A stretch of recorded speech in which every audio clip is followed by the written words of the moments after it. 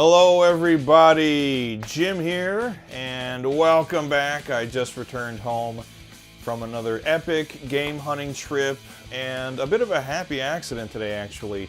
I went out to West Tokyo to the neighborhood of Akishima because I wanted to go to a Hard Off that I used to go to quite a lot back in the day to pick up games all the time, but to my utter shock and horror, I discovered that it has been permanently closed. So that's one less Hard Off to shop at. But quick check on Google Maps let me know that just like 2 or 3 stations away, literally minutes away, there was another Hard Off. There's always another Hard Off.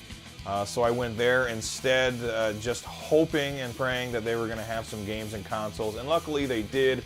They had quite a lot, in fact. I was confronted with lots of consoles, lots of games, some really cool, rare, expensive stuff I never see out in the wild.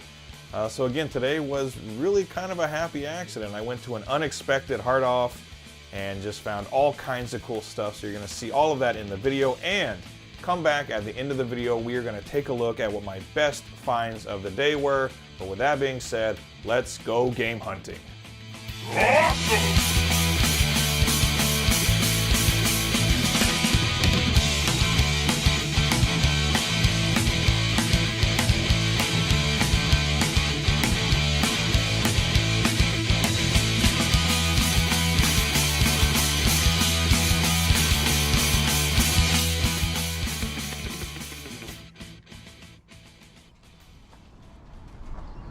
Hello everybody, Jim here, and just got off the train in a neighborhood called Haijima, and I'm here today to go on a Hard Off run. I was actually intending to go to the nearby neighborhood of Akishima, which is a place I used to go to the Hard Off there all the time.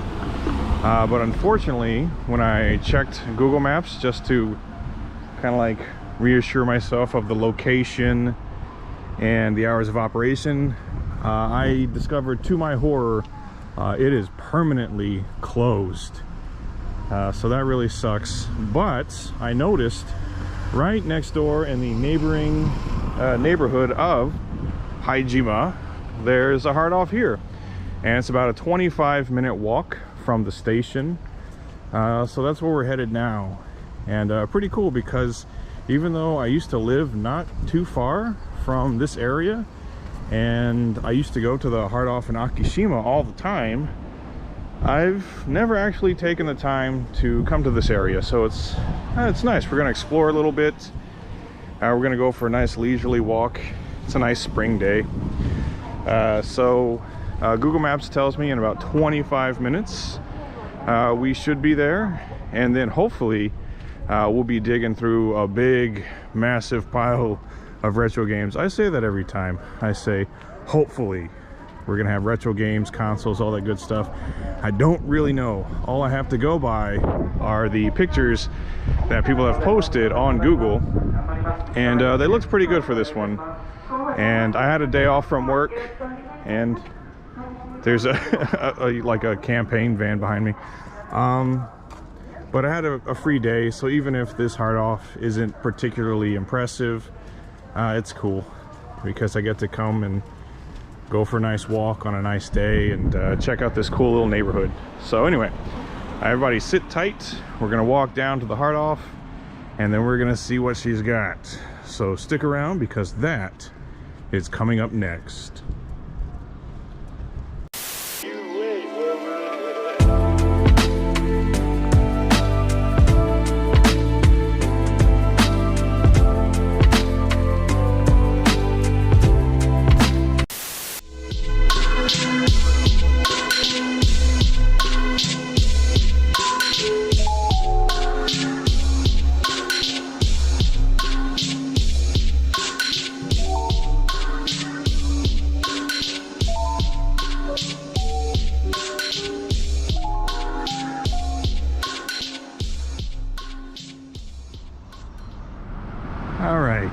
So we're coming up on it. You could see the big blue sign from afar. Nice walk. This is a really nice area. Nice leisurely stroll on a spring day. Perfect. I even passed another kind of like secondhand book and game store on the way here. These kids are just getting out of school. Even stopped and got myself a coffee. Just a little pick-me-up. Oh, here we are. Hard Off, baby. And it looks like it's kind of an all-in-one kind of thing. There's Hobby Off, Off House, and Hard Off all together. So they should have games. They should also have like figures, model kits, trading cards, and other electronics and stuff. So, all right, awesome. So we're gonna have some fun. Let's go see what they got. Again, fingers crossed we find some games, consoles, all that good stuff. So here we go. Hard Off. Here we come.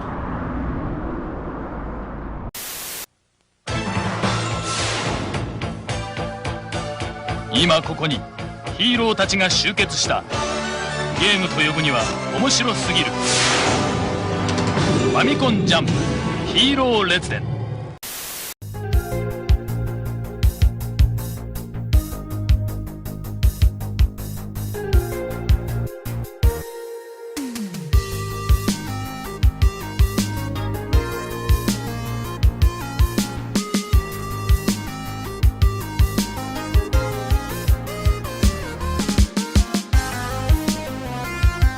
All right, getting started with a whole bunch of games and a telescope and a keyboard. So right off the bat, it's awesome. We have a huge wall of Super Famicom and Famicom. This is where the bulk of their Nintendo stuff was. There was some more scattered about, but we'll come to that later. First up, Super Tetris 3 boxed.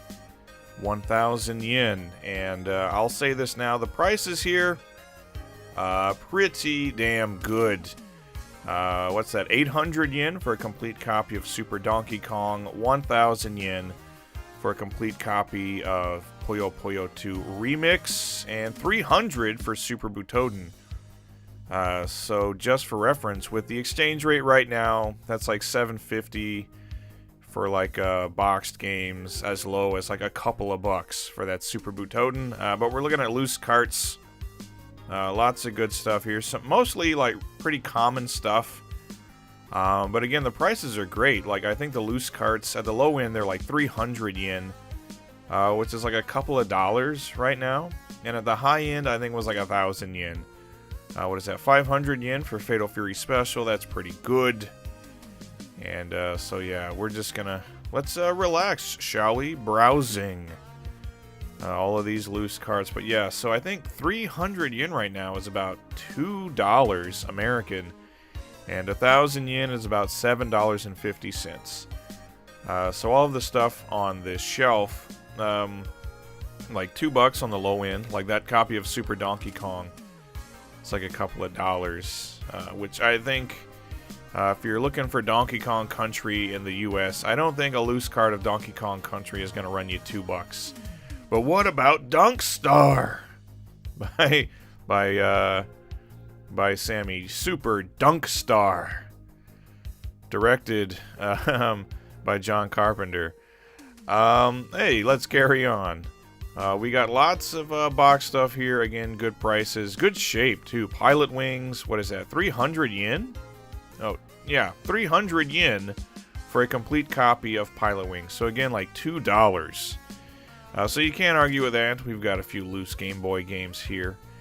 And this is kind of an area where I don't have much expertise. I'm not a huge expert on handheld games.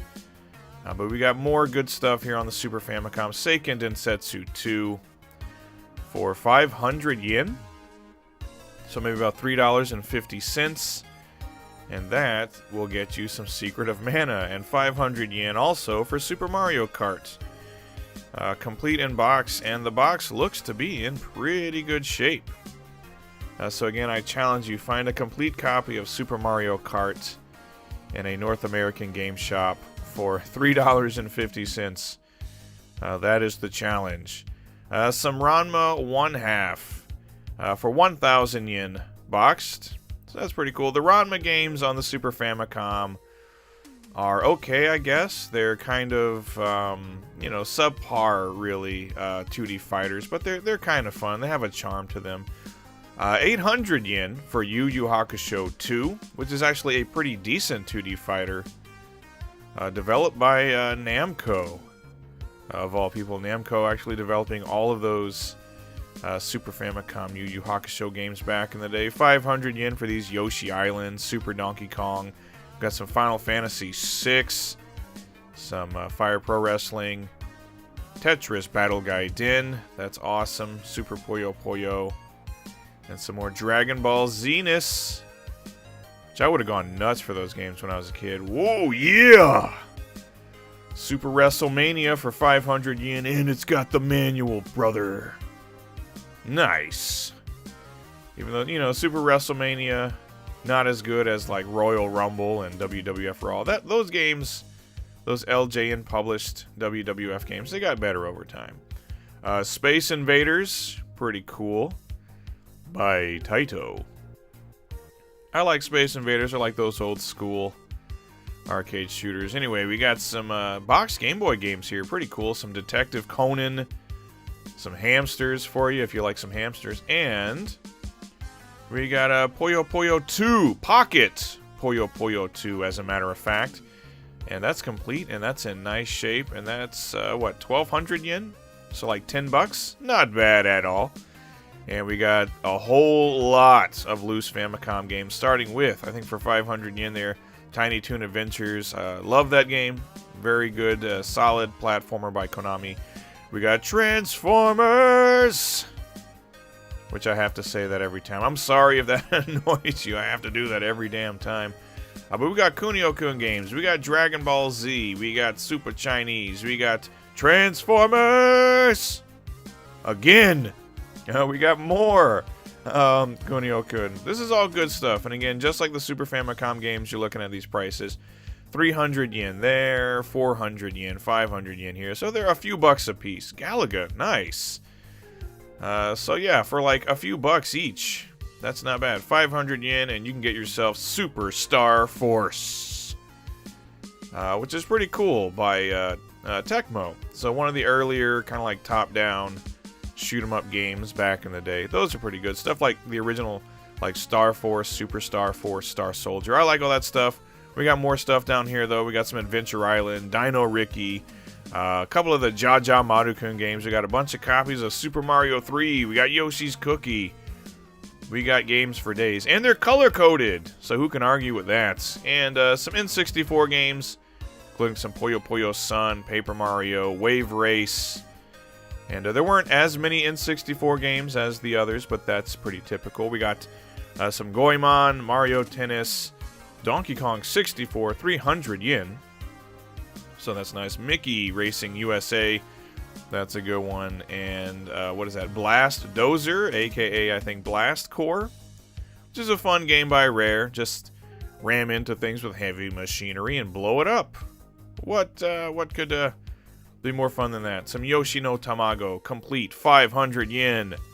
And it's in really good shape, and that's a really fun game. So for like $3.50, take that baby home with you. Take that home with you. Push the Whopper button. For anyone who knows what the hell I'm talking about. 1,200 yen for Famicom Jump. That's a good price on that. So as we're seeing here, yeah, really good prices in this place. Like, I think the highest price we've seen on a game so far has been like 10 bucks. And that's really good. Complete copy of Diddy Kong Racing, 500 bucks, but there's some damage to the box and to the manual, but that's 500 yen for a Diddy Kong Racing. Like, that would be acceptable for a loose cart. Donkey Kong 64, that's 1,000 yen. That's good, and that's nice and complete and in pretty good shape. So again, what we're seeing here is mostly like $10 games. And we've got Konami Mahjong Master. Finally, the search is over. We can stop making these videos. We found the Mahjong Master and a complete copy of Puyo Puyo Sun 64 for 800 yen, and look at that beauty. What a nice looking box, baby. And it's 800 yen. That's like $6 maybe. That is a steal. And we've got some loose Game Boy Advance. And that's pretty cool too. We got you Dr. Mario's. Again, more Puyo Puyo. We got some Yu Yu Hakusho for like 500 yen. Those are pretty cool too. Honestly, a lot of the 16-bit, that era of Yu Yu Hakusho games, they're mostly pretty damn good.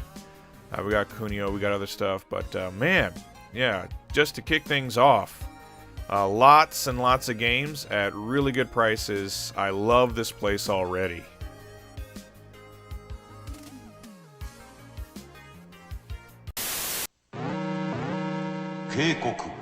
SF アドベンチャー接近 Jesus. Okay, getting started with some consoles, quite a lot of them actually.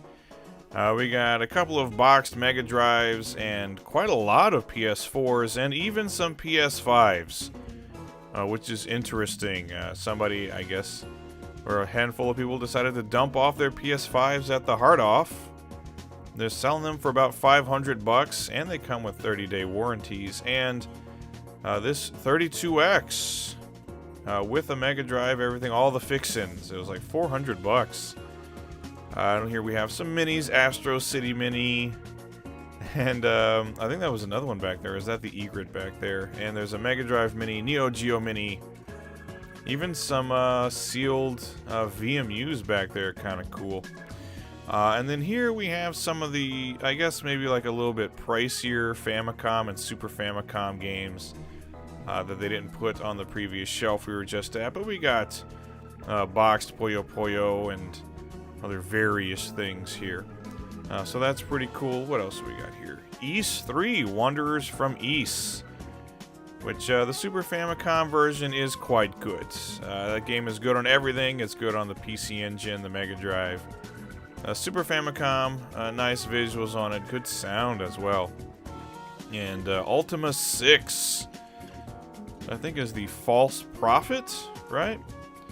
It's the one where the Avatar has to, well, I think eventually they make peace with the gargoyles, but he's got to go and kill the gargoyles or fight them or something, or they want to kill him. Anyway, some cool Famicom stuff here, including Gradius 2, which is always fantastic. YY World 2, and some Turtles. That's nice. Double Dragon, the original. Double Dragon, always good. Twin B, even though, you know, the original Double Dragon is single player only, except I think you can do like a little versus mode, right?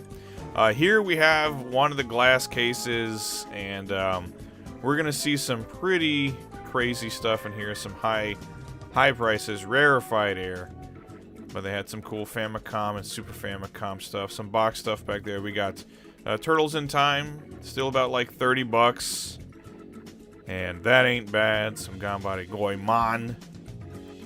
Some, what does that say? Wrestle Angels? I have no idea what the hell that is, but okay. Some Zeldas. All that good stuff. Little Mermaid for you. DuckTales 2. Gunnak, which is really cool. But let's pan over here. What do we got? Hot Scramble, Gundam Hot Scramble, Rekka, and like a $3,000 copy of Zelda, the Famicom disc version. I don't know why that's like $3,000, but it is. So there you go. Some of the more expensive things I've ever seen. Actually, that Zelda for the disc system, I don't recall why it was that expensive, but that's maybe the most expensive thing I've ever come across on a game hunt. So there you go. More consoles to be perused. Had a lot of PS3s, some PS4s, and what have you. But we're going to take a look at some Saturn, Super Famicom, some retro stuff. And honestly, as we look at the prices on these, as good as the prices were for the games I was looking at, the consoles actually a little bit expensive, we can see here. Not so much for that Saturn. 7,700 is okay, but over $100 for some of them. Over 8,000 for these Mega Drives. 18,700 yen. So that's about maybe $140 for a 3DO FZ10 or 100 or whatever it was. And 15,400 for this white Saturn, which it's in really good shape, but that's definitely too much to ask for it. But right next to it, though, this pretty cool console I don't come across very often, the Victor Saturn. So that's cool, kind of a less common model of Saturn, and those are 13.2 and 16.5. And speaking of uncommon, a blue Hello Kitty Dreamcast, which is pretty cool, 27,500 yen. So that's like $220 probably for that Dreamcast, which it is, you know, a rather unusual model. 13.2 for this Super Famicom that comes with like the big carrying case, in case you need your Super Famicom and games on the go. You know, I'm on the go usually, aren't I? You know, I could probably use one of those. But that's pretty cool. And then we have some AV Famicoms, and again, kind of expensive, $100 more or less. And then 16,500 yen, probably 120 bucks, but you get all this. You get a boxed adapter, AV cables, and then the original box itself. So that's kind of cool. You get everything all in there. So that's nice. So yeah, a whole lot of consoles there. And boxed consoles as well. What are we looking at? We're looking at boxed N64s, Dreamcasts. This is pretty cool. Famicom still has like a little user's manual in it. And then we got the orange and white Dreamcast boxes because they came in a couple of different box designs. And what else we got? We got PS2s, PS3s, PS1s. They had quite a lot of box consoles, as a matter of fact. So that's pretty cool. And here we're actually going to take a look at this case that I almost missed. And there was some especially interesting stuff there. You can see they got a bunch of Game & Watch, which is really cool. It's always nice to see that, you know, Game & Watch survive and stick around. And this old Puckman, kind of like a little handheld thing from like 1980, 81. Really old, really cool. I'd only ever seen like a commercial of it before. The Super Famicom Junior, that's kind of cool. PS1 or PlayStation Mini, and this I thought was really cool. 93,500 yen for a Panasonic MSX2. So this is like, I don't know, like a $750 MSX2 here, but it's got controllers and it's got all kinds of stuff with it. So that's pretty cool.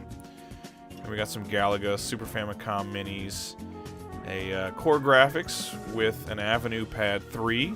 So that's kind of cool.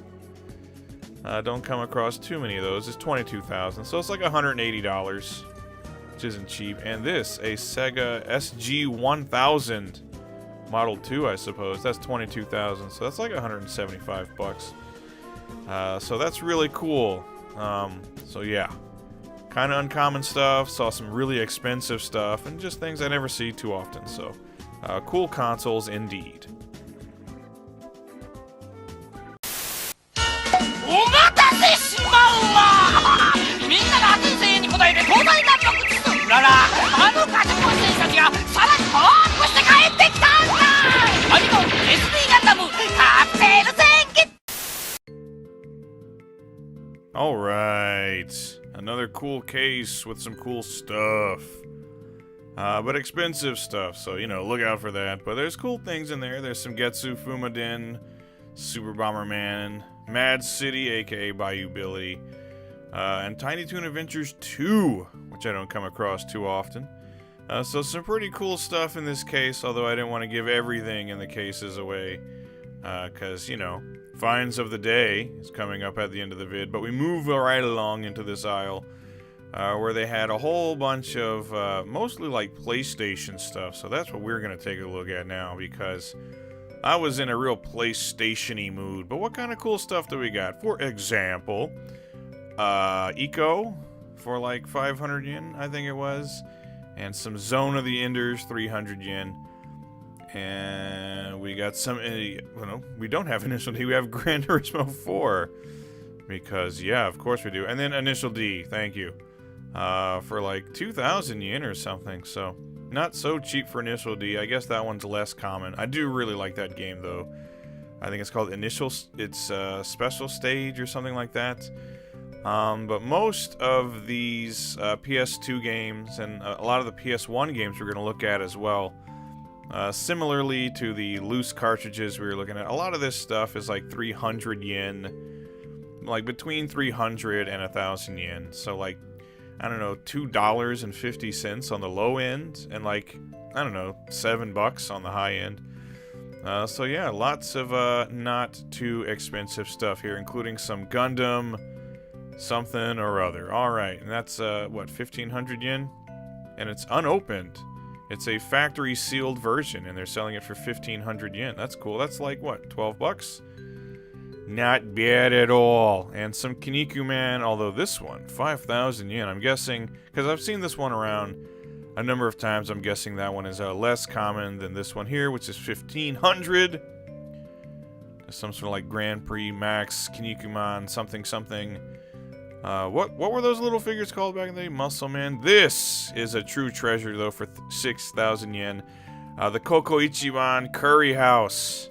Anyone who's ever been to Japan, you know that Koko Ichi is, or as we used to just call it, Coco's back in the day. Really great chain of curry restaurants.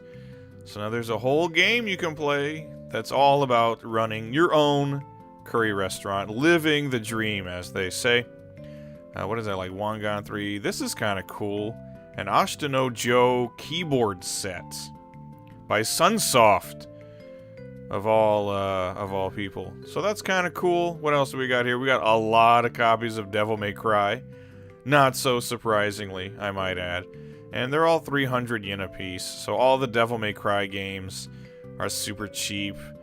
As is the Grand Prix series, something or other, and Tokyo Bus Guide, although that's like 2,200 yen. I don't know why. Like I played that game like years and years ago, almost as like a joke on the channel, and just could not see the appeal of it. But there's some Taiko Drum Master, the Sengoku Basara games. Those are cool, and they're always super cheap as well. And so are these, the Dynasty Warriors games. All of these games are like $2. They're super inexpensive. You can come in here with like 20 bucks, leave with a stack of 10 games. 10 good games, by the way. You can leave here with Jak and Daxter and Devil May Cry and all that stuff. Like all these PS2 classics. They're practically giving them away. Blade Battlers. Bleach Blade Battlers. Say that 3 times fast. Some Hajime no Ippo. I think, what was that? Way of the Samurai. Those are all pretty cool. I'm more of a fighting game guy myself, but all this stuff is pretty neat. We got all these Final Fantasies here. I mean, there's Final Fantasy X and X-2 and whatever else. Puyo Puyo Fever! Kizari. So there's a little bit of damage. And Fantavision. Fantastic fireworks! I always love that cover, by the way. Like this, like 1970s family just sitting around their weird little TV. For whatever reason, it makes me think of Dawn of the Dead. Like, when I think of the 70s, I just think of Dawn of the Dead. I don't know. Oh, that, like, red shag carpeting in that scene in the beginning. Like, I don't know, the electronics just had their own kind of unique quirks and designs. When I just see old stuff like that. Look at all those copies of Intelligent Cube and Intelligent Cube Final. And Ark the Lad and all that other stuff. Chrono Cross. This, that, and the other thing. Again, lots of cheap games, mind you. Ace Combat, 300 yen. Ace Combat 2, also 300 yen. So a lot of the stuff they have here, pretty common. The Game of Life. How's life treating you, by the way? Overblood, 3D active adventure. I don't think I've ever played Overblood, but kind of, you know, cool cover. Feet, you know what I'm saying?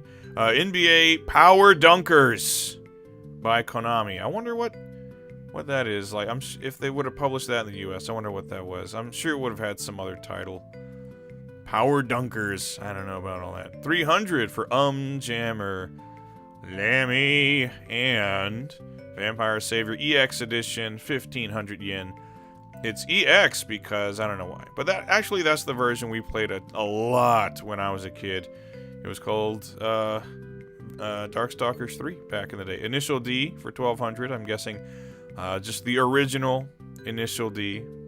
Was that a console game first or arcade game first? I guess it was arcade first. I remember playing the original Initial D arcade at Aladdin's Castle. Galaxian Cubed. So this ain't your dad's Galaxian. This is the new Galaxian. It's cubed now. Which I guess this means it was probably like in 3D or like faux 3D. Because why would you need to play Galaxian in 3D? Who gives a damn? If you're playing it in 3D, is it really Galaxian anymore? The hell out of here. Some Time Crisis. That's cool. I remember back in the day having a Time Crisis game on my PS2. The light gun was very elaborate. You had to hook it up to a bunch of different crap, but you know, wires everywhere. But it was fun. And we liked it. Here we have something or other. I don't know what the hell. And Snowbow Kids Plus. I like me some Snowbow Kids. I'll tell you that much. Probably better on the N64 though. What else we got here? Chess, because you know you want to be the chess master. Legend of Mana, 300 yen. And Star Ocean, the second story, 500 yen. One of my favorite PS1 RPGs, probably in my top 3, along with Legend of Mana. I really do like both of those games. If you like RPGs and you have not tried Star Ocean, you're missing out. The Misadventures of Tron Bon. That's really cool. What is that, like 2,800 yen? Is that what that said? Actually a pretty decent price on that, even though it says on the case that there's some damage to the disc and I guess manual and everything. But that is an awesome game. Dragon Ball Z Ultimate Battle 22, 300 yen. Good lord, this game was a disappointment back in the day. I actually imported like all of those Dragon Ball games and they just sucked so hard. This is pretty cool. Tales of Fandom, like a disc made just for fans of the Tales series, so that's cool. And then we got DBZ Legends for 800 yen. This is the better game. Like, I remember I had imported Final Bout first and had fun with it. I was like 12 or 13 at the time.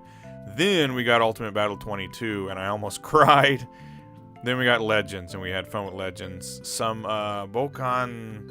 What is it? Bokan Desio. I think that's the top-down shooter. Those are fun. Those are pretty cool. I like those. There's a couple of the Bokan games. There's Bokan Toy Pots and Bokan Desio. There's a bunch of Dragon Quest. There's a bunch of Biohazard down here.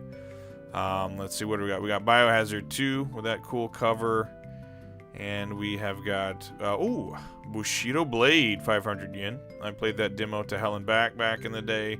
Pac-Man World, the original Biohazard. Ooh, but no manual. And then, hey, the manual and disc, but like no case. So I guess if we like buy both of these, we can sort of hodgepodge them together, have a complete game. And then Biohazard 2 with spine card. And there you go. All good stuff. All good, I say. But that is nice. Like, if you want to start collecting for the Japanese PS1, as long as you're not going for like those super rare, hard to find games, I mean, you can start a very respectable collection for like $100. But there's some Puyo Puyo. There's some Vib Ribbon. Vib Ribbon's cool. Nice, quirky stuff. That's pretty fun. And again, nice and cheapy cheap. Biohazard Director's Cut. Is that the DualShock version? Great game. I always loved playing that, going back through the arranged mode and all the items and everything's all moved around. Metal Gear Solid, which I wasn't a huge fan of, admittedly.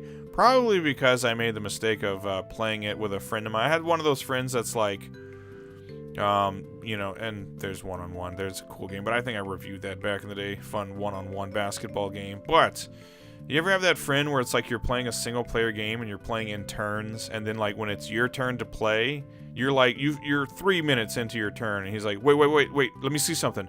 No, you're missing. Let me see something. And so he just pesters you to let him quote-unquote see something, and then you hand him the fucking controller. I'm getting hot now. I'm sorry. Just remembering this. You hand him the controller to like let him see something, and then he plays for like the next 15 minutes, like trying to see whatever the hell it was he wanted to see, and then he hands the controller back to you because whatever. And then you're playing for like another 3 minutes, and he's like, all right, and he wants the controller back, and you're like, dude, you've just been playing. He was like, that was part of your turn. King of Fighters 97 on the Neo Geo CD. Now I'm getting upset because I'm remembering that asshole ruined Metal Gear Solid for me. Snatcher, speaking of Kojima, 3,000 yen, Snatcher on the PC Engine. You know, cool, great game. And then the rest, there wasn't really much else to speak of on the PC Engine. Except Tengai Makyo, that's pretty cool. But man, all the memories are coming back now. He was definitely, I'm not going to name names, but he was that kind of guy. As soon as you had the controller in your hand, he's like, wait, let me see something. Wait, let me see. No, there's something. I'm pretty sure you got to do something, but okay, just tell me what to do. No, let me see. And then 20 minutes later, oh, it's my turn.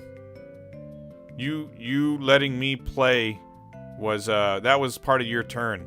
Sorry. And you just wanted to kill him. And we're not friends anymore. After Outer World for the 3DO, Alone in the Dark for the 3DO. This took a turn. Alone in the Dark 2. Comment down below. Can you relate? And then there's some other random stuff. Anyway, I'm getting hot. I think we filmed enough. Let's get out of here. Let's get outside for some final words and our finds of the day. What do you say? I'll lay by the bay, make things out of clay.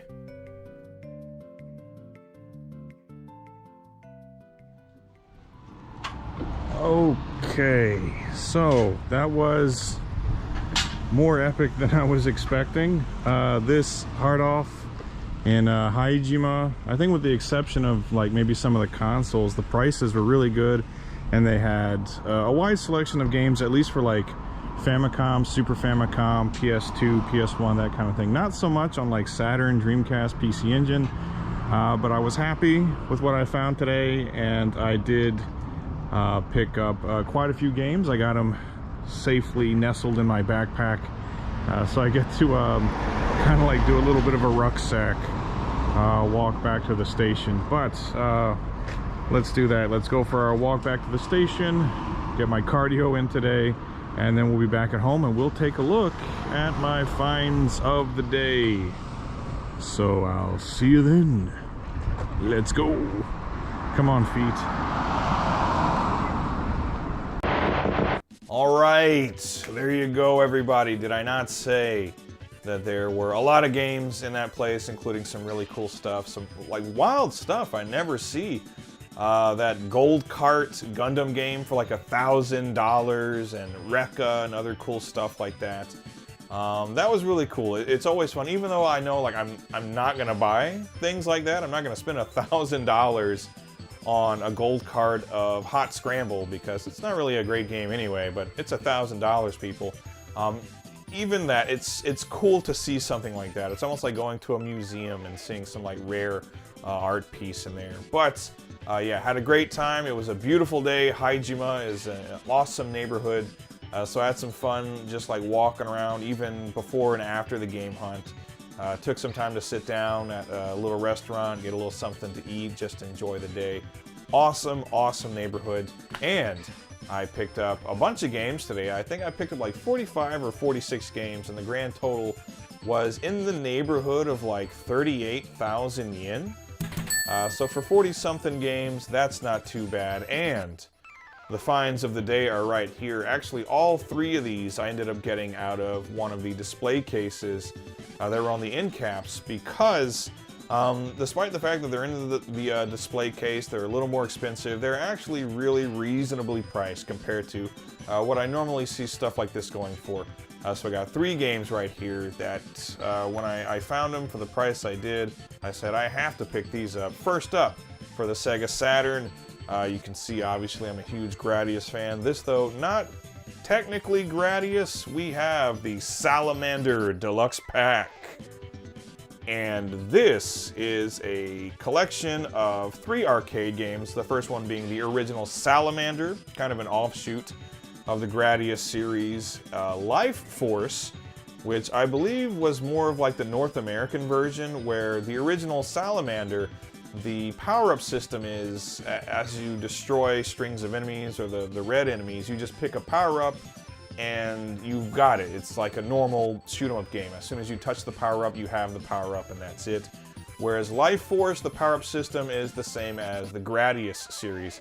So you pick up your power-up icons and then you choose from a bunch of different power-ups down below. And then, the best thing though, the reason I wanted to pick this up, take it home and play it before I send it out to anyone, Salamander 2 is on here. And I can't think of any other way to play Salamander 2 except for this collection, or having like you know, the arcade version, but Salamander 2 is so awesome. It's essentially just like the original Salamander, same basic gameplay, but like a total overhaul.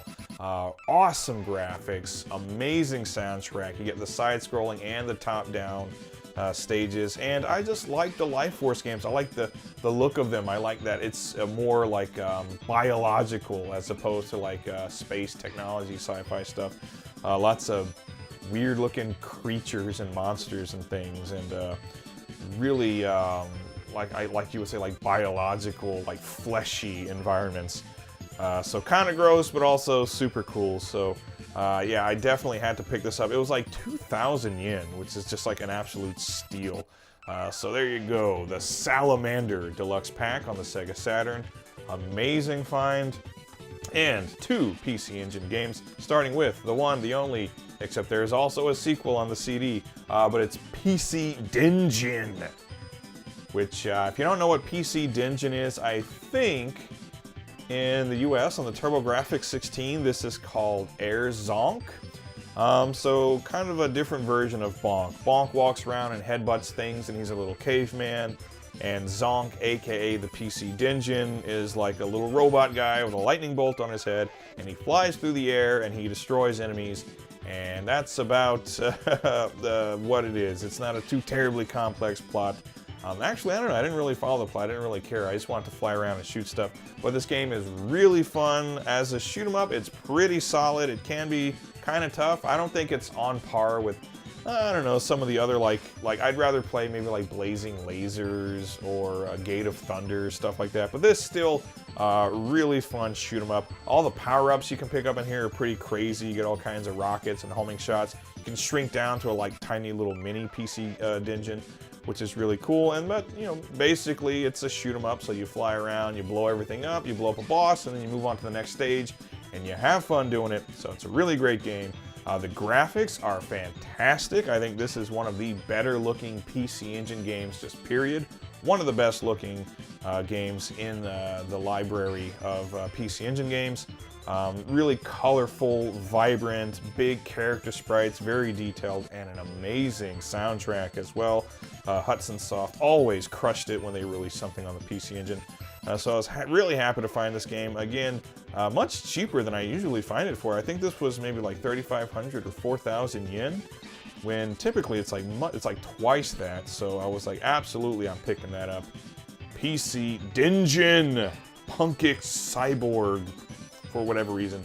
I think they just made up a word, punkic.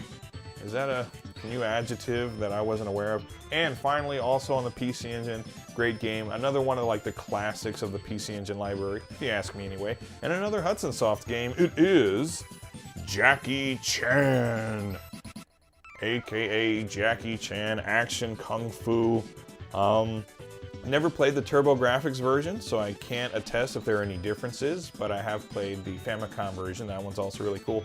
But this game, pretty straightforward action platformer. So as Jackie Chan, you walk around, you punch and kick bad guys, you collect power-ups, so you can do all kinds of cool special moves like spinning kicks, Tatsumaki Senpukyaku, and Hadokens and stuff. And that's about it. Go around, kill enemies, get power-ups, get points, beat bosses, and continue on. It's just a really solid, honestly, one of the better platformers on the PC Engine, in my opinion. I know there are a lot of platformers on the PC Engine, but really the only ones I ever really liked were like maybe like Dracula X and the PC Engine games. And this one right here, because some of the other ones I've played, like there's like the Valis series and stuff like that, most of those are pretty wonky. There are a lot of like wonky, sort of like subpar platformers on the PC Engine. I'm not, you know, trying to offend any PC Engine fans out there, but some of the platformers are just, they're not in the same league as like Sonic and Mario.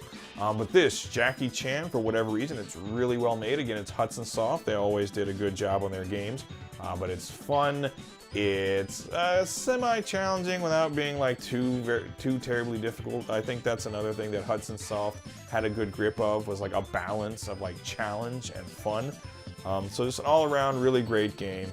Very nice graphics. Jackie himself is very expressive, and it's a really cute 16-bit representation of everybody's favorite Kung Fu master, and a really good soundtrack as well. So top to bottom, left to right, all things considered, a really great game. And again, I think one of the better platformers actually on the PC Engine. It is Jackie Chan. And shockingly, it is not a game where you have to rescue Jackie's uncle. I don't know how they missed that. I just feel like anything involving Jackie Chan, there should be an uncle, his Uncle Bill, or whoever it is, and he's got to rescue him, and he's got to beat up a bunch of bad guys in the Bronx, aka Vancouver. So thanks for watching, everybody. I hope you enjoyed the video. Hope you enjoyed the hunt. Hope you enjoyed having a little look at Haijima. I will go ahead and put a link down in the description. So if you want to go to the Hard Off I went to today, if you ever get the chance, you can just look it up quickly on Google Maps and get down there and pick yourself up a copy of Hot Scramble. It's only $1,000, and that is a steal if I've ever heard one. Anyway, again, thanks for watching, everybody. Hope you enjoyed the video. Let me hear all of your critiques and everything else down in the comments. I always appreciate that. And until next time, take care, everybody, and I'll see you then. Goodbye. Hello, everybody. Jim here. Welcome back. I once again just returned home from a really awesome game hunting trip today. I went kind of to northwest Tokyo to an area called Hana Koganei, which is a neighborhood I'd never been to before, but it was really close to another area called Kumegawa that I went to maybe a couple of months ago with a friend of mine to do some game hunting, and that went really well. So when I noticed that there was another Hard Off only a few stations away, I decided that today was going to be a good day with the nice weather and all to go and try out this new Hard Off. And I didn't go alone. I was actually joined today once again by my good friend Sam. You may remember he was with me when we went to Okachimachi for that really disastrous Hard Off trip. Today, though, we had a much better time. There were consoles, there were games, that was all great, so we had a lot of fun together. We usually do have a lot of fun when we're together, especially when we're just like digging through big piles of video games.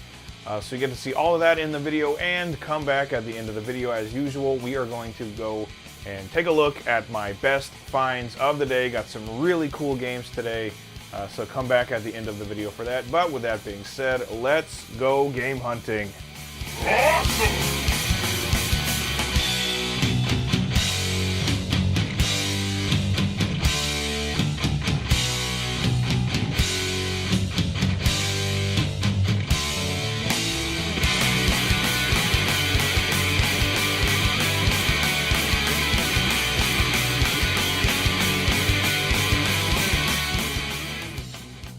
Hello, everybody.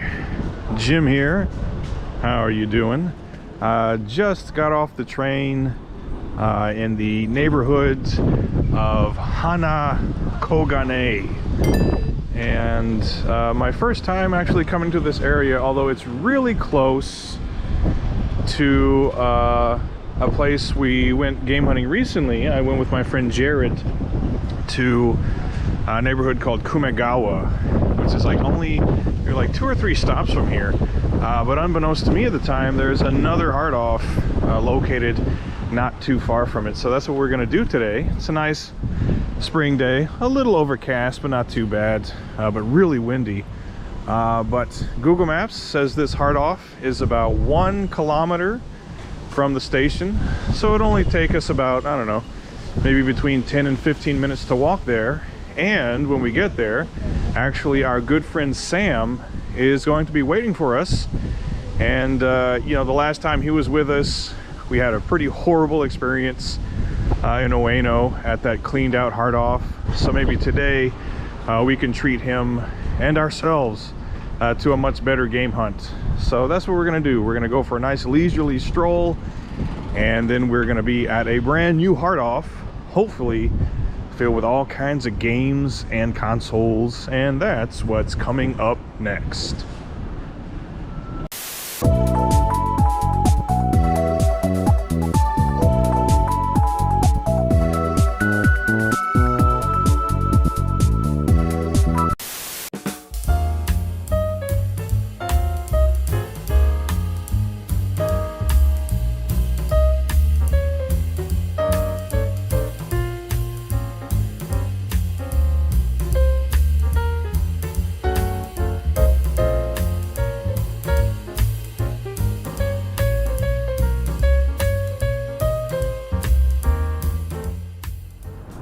Okay. Check this out. A nice big combination of things. We got a hobby off, we got a hard off, we got an off house. These are always my favorite. They're always filled with stuff. So look, from the outside, it looks like it's gonna have all the stuff we're looking for. And speaking of stuff we're looking for, excuse me, sir, do you come here often? Oh my God! Oh, it's me. It's Sam. The Sam. It's the Tkyo Sam. Oh my God! Oh my God! What are you doing here? You know, I wasn't following you or anything like that. But I did need to go to a hard off today, and I just coincidentally. Well, you're in luck, buddy. Came here. Cause look, it's hard. It's off. It's got to be hard off. Oh my God! It's what we do. Sam, the last hard off we went to together, you were kind of a bad luck charm. Oh yeah, it was me. Let's put that. I think it was your fault. I think we can say it's your fault. Yeah, obviously. All my fault. I'm thinking this place will it definitely has to be better than the last one. I mean, it's bigger and we're not in central Tokyo, so. That's all good points. And it's also, gale force winds are kicking up. We might get blown away if we don't get inside this place right now to start looking for games. Sam, are you ready? I was born ready. Okay, good. Then let's go. Yeah, let's do this.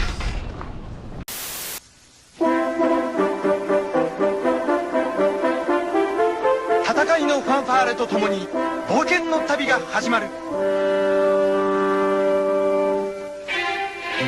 君の行く手に隠された多くの謎、恐ろしいモンスター、悪霊の神々から国を救え、勇者の伝説が再び蘇る。スケールが違うぜ。ドラゴンクエスト2、悪霊の神々。エニックス。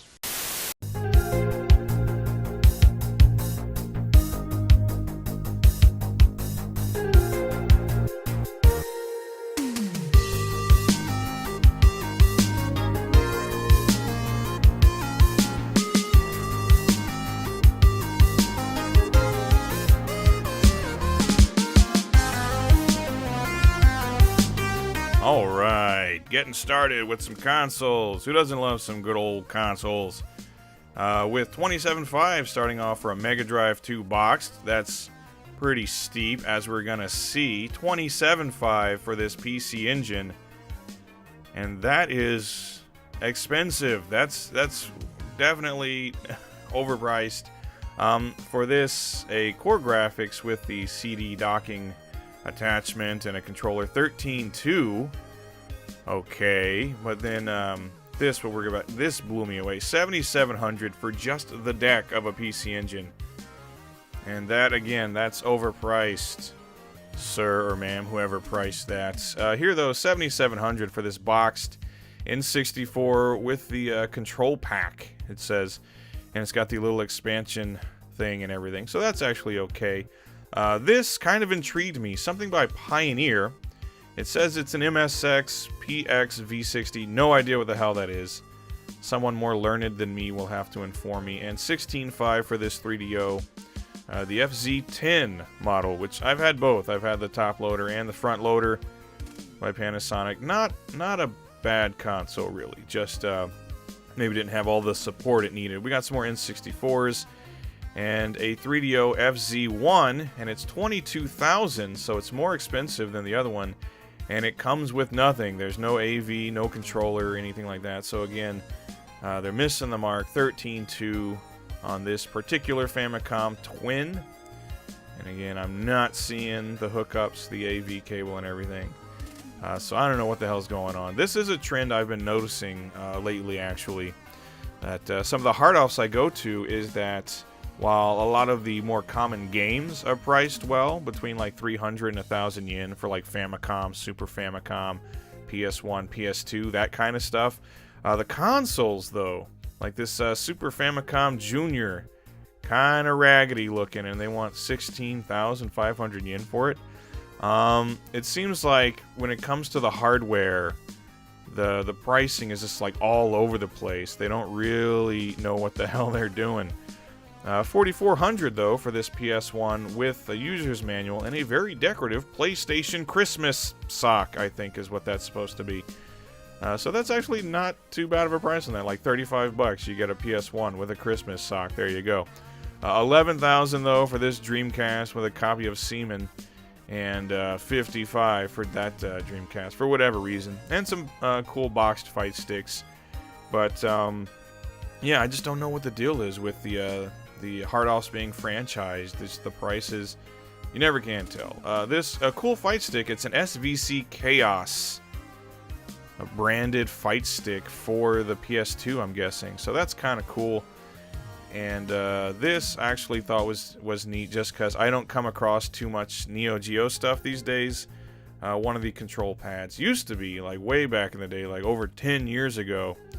It was pretty common at Hard Offs to come across like old AES games, some CD games, stuff like that.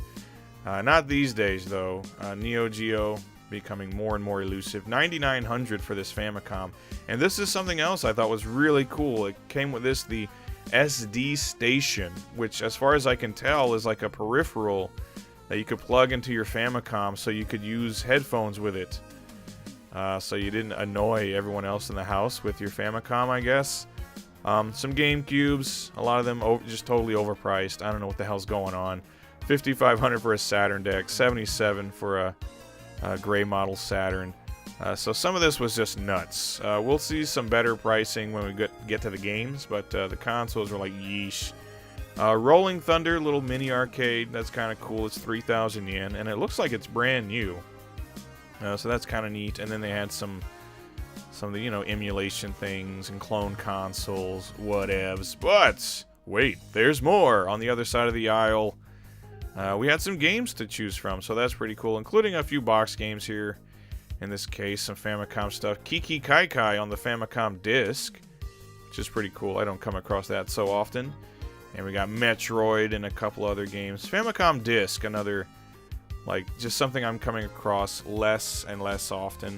They had a handful of GBA games, and then some Super Famicom games, including Dracula X, bonkers, totally nuts.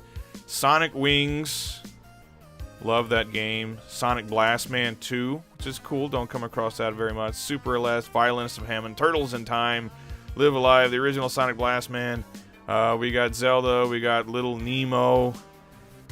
We got plenty of cool stuff in there. So yeah, and I'm just rambling on. Hyper Dimension, Rockman X3, Marvel Superheroes for the Super Famicom, a strategy guide for Ganbare Goemon, which is cool. The Famicom cart version of Zelda with the official Zelda strategy guide for the first game. That's cool. The cart version is actually less common in Japan than you might think. And Dragon Quest II with a guidebook. That's nice. That's always fun to see, like, stuff like that. I should probably get more into that. Finding and collecting guidebooks and things. 18.7 for a really ratty Akumajo Densetsu. That hurts. That hurts me in my heart. In the cockles of my heart. Maybe in the subcockle area. I don't know. But we got some Game Boy games here. Including some Kunio, some Conan, some soccer. All the classics. Kunio, Conan, and soccer. That's all you need. We got some box Game Boy games, including the original Dr. Mario for 500 yen. So for a boxed and complete Dr. Mario, 500 yen, that's a good deal. That's a really good deal. So like I said, their consoles were like, yeesh, what the hell are you even thinking? But some of the games are priced pretty nice. Including we got 500 yen for Mario Land 2. One of my favorite Game Boy games. We got some Wario. We got some hamsters, finally. Yes, that's what this channel needs. More hamsters. We got Wario. We got Puyo Puyo for 300 yen. And that's a good deal. I never talk about Puyo Puyo on this channel. What a rare occasion. What a treat. And a few more Famicom disc games, including Mario Golf. The original Super Mario Bros. 2. Which is a great game, but a hell of a hard one. And that's what she said. And what else we got? Some original Mario Brothers, just the manual. We got some GameCube games here, including some Mario Party and Mario. I believe we got Mario Kart. We got Mario Sunshine, and we got Mario and Luigi Mario, and the Mario this and the Mario that. If it says Mario, you bet your ass we got it. So there you go. And these GameCube games are priced pretty good too. Again, like 500 yen, 800 yen. And oh my god, we even get some Sega Pico. Finally, the Sega Pico has come back. So just games, consoles, all kinds of stuff. And whoa! A wild Sam appears.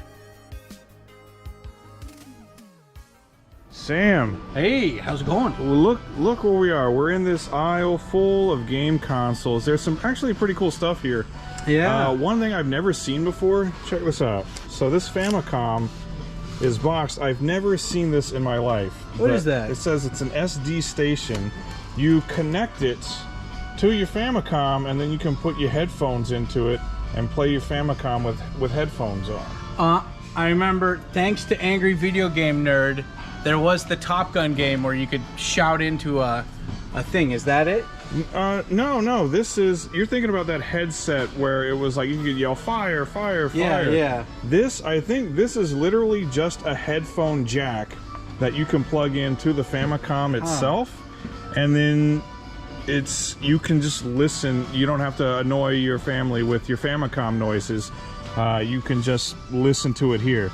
I love how it's got controller, headphone, and a recorder in and out. That's interesting. I love it how like it might be inflation or might be due to like the tourist influx coming in here, but like GameCubes and stuff. I remember like when I first came here, you could get a GameCube for like $20, and that was with a controller. These don't even come with a controller. You have to buy the cables and the things separately. That was a very long time ago, Sam. Long time ago. Well, you can get your Orange Spice GameCube and 3-month guarantee. 3 month. So that's pretty good. I like how they have. I'm more interested in because like you can get consoles pretty much anywhere, but like look at this. You can have like the Densha to Go controller. Like unless you're going to a very specialty shop that has a lot of stuff. Some big I ones love that. Like that. Some big ones. But there's some cool stuff in this aisle. I gotta say, they got Famicom Twin down there. They got PC Engine. Yeah. They got a little pricey, some of this stuff. I wonder, Jim, why do you think it's so pricey here? It feels like, is it just the times have changed, or is it like... It has to be, because I think we discussed this. Hard Offs are franchised, so the prices aren't uniform. So the prices here aren't reflective of what the prices might be at the next Hard Off.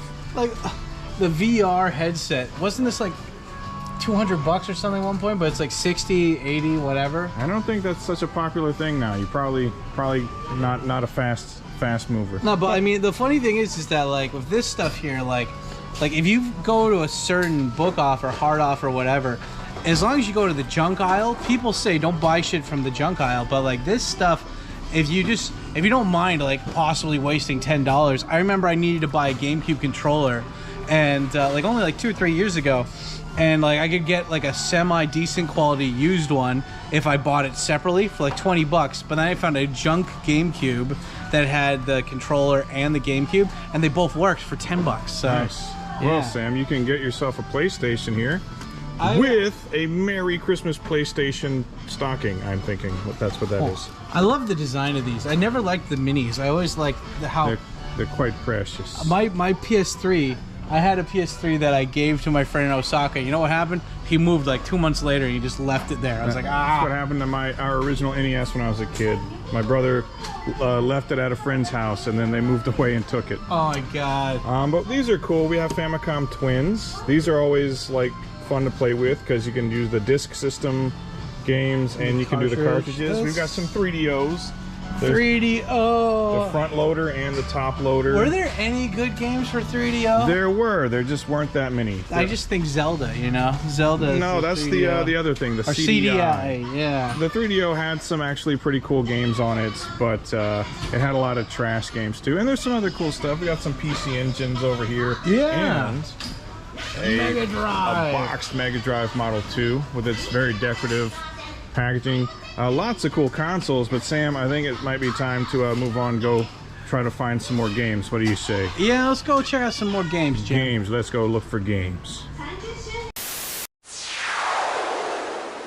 今日はエアロビクスの日よ。お家がいきなりエアロビスタジオ。母と娘のファミリートレーナーエアロビスタジオ。スリムになってください。 All right, getting started. with some games, and strap yourselves in, folks. This is going to be a longer segment because it had a lot of games, such as Golgo 13 for 1,200 yen, which is like, okay, that was one of the more expensive of the loose carts I found here. But we got stuff here. We got Dig Dug, we got Dragon Quest, we got a bunch of Dragon Quest, actually, all the classics, Tetris, and we've got some other good stuff here like Hinotori, that kind of thing. Some Super Dodgeball for 800 yen. Love that game. And what is that? Sky Shark? Sky Commander Downtown Neketsu, which is River City Ransom. That's always a classic. What else we got here? This, I had to actually do a double take because I don't come across this game that much anymore, even though it's not an expensive or rare game especially. But Seikima 2, which if you weren't aware, Seikima 2, a rock band here in Japan, big in the 80s. Kind of one of those like visual bands like Kiss or something. 500 for Super Spike V-Ball. That's pretty good considering exchange rates right now. We got Mario, we got Yoshi, Baseball Stars, all of that good stuff.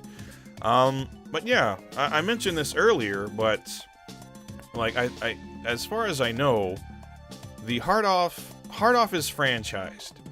So that's why the prices between one video to the next, they're never the same. It's not uniform. And from what I understand, whoever's managing the Hard Off, it's kind of up to them and their managers, like how much to charge for games and consoles and things. Rockman 3 for 1,500 yen, so that's like $12. That's actually pretty reasonable for a copy of Rockman 3, as the Rockman games become more and more in demand with collectors and things, because, you know, it's one of those really recognizable classic series. As we move on to Super Famicom, so as we're looking at these games, you can see a lot of them are priced at like between 300 yen, which is like, I don't know, like $2.25 or something. Like, you know, we got, you know, Super Donkey Kong 3, other various things, the Street Fighters and stuff. That's all super cheap, up to like 1,000 yen, which is like $7.50 right now. So the games are not particularly expensive. 800 yen for Samurai Spirits, and we got Rockman 7 for 1,000 yen. So like $7.50 for a copy of Rockman 7. That's actually pretty good. That's reasonable. I think most people would agree that's reasonable, but compare that to the prices we just saw on some of those consoles. Like multiple hundreds of dollars for consoles that aren't even that uncommon or weren't even in that great of shape. We've got like Art of Fighting here, Space Invaders, Super Donkey Kong. That stuff's all 300 yen. 1,000 yen for Aladdin, which actually isn't bad. 750 for a copy of Aladdin is pretty good. We've got some Mickey, we've got some Yu Yu Hakusho. We got all this good stuff. And again, most of those carts, 300 yen. Not bad at all. We got a complete copy of Mickey Mania for, what, 3,000 yen? Which is pretty good. We've got some of these some of the Sailor Moon games. Sailor Moon S and the one of the puzzle games. Not sure which one. Mother 2, aka Earthbound. Final Fight 2 for 5,000 yen. That's actually more than the book off I was at recently. It was like 25. It was like half the price there. We got some other stuff here. You want to play some cards? Unlucky at love, lucky at cards. That's not me at all. What is that? Like 18 for Star Fox Complete. And the condition was pretty good on some of that stuff too. And we have a boxed copy of Aladdin. Again, looking pretty good for 3,000 yen, which is, I want to say like what, $24 right now? Not too bad, I would say. And here's always the test. Mario Kart, what are they going for? 1,000 yen for a complete copy of Mario Kart. So like $750 for Mario Kart. So I say usually that's the indicator of where the prices are going to be.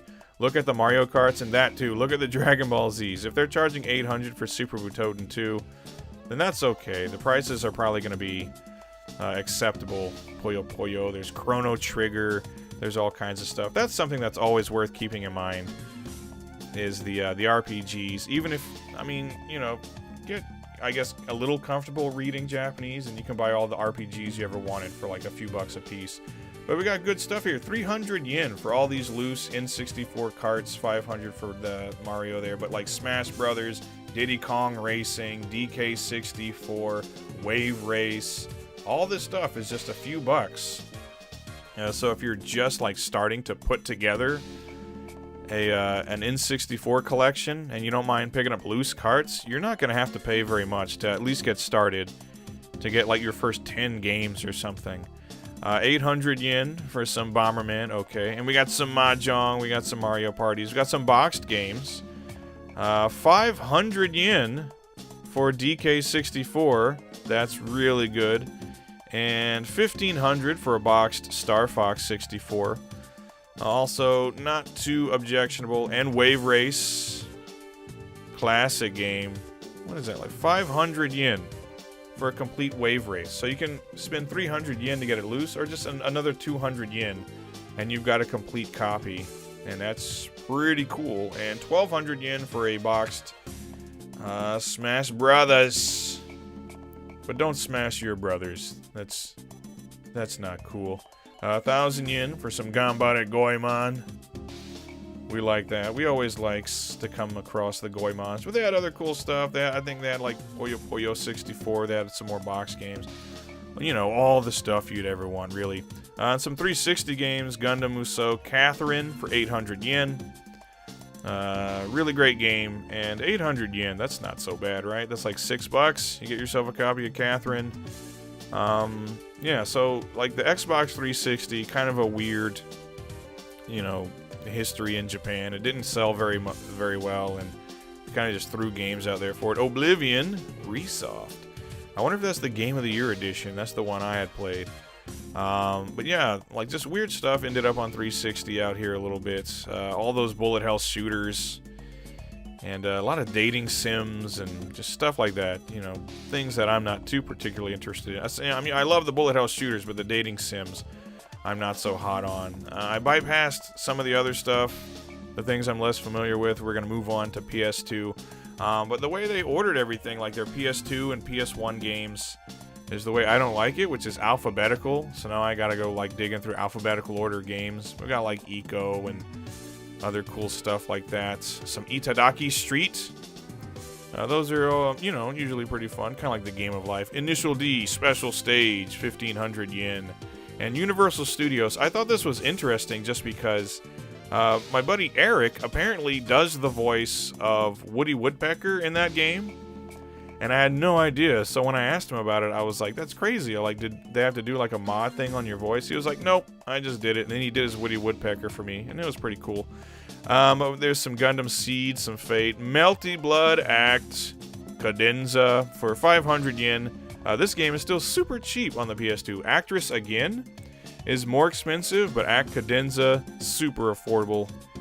There's Klonoa 2 down there, although I just recently picked up the Klonoa HD collection on the Switch, and I've been having a ton of fun with that. Usually, though, I like a PS2 section that is divvied up by genre. That makes it easier for me, so I can just go straight to the fighting section, straight to the shoot 'em up section, or in this case, straight to the Naruto section, because look at this, jeez!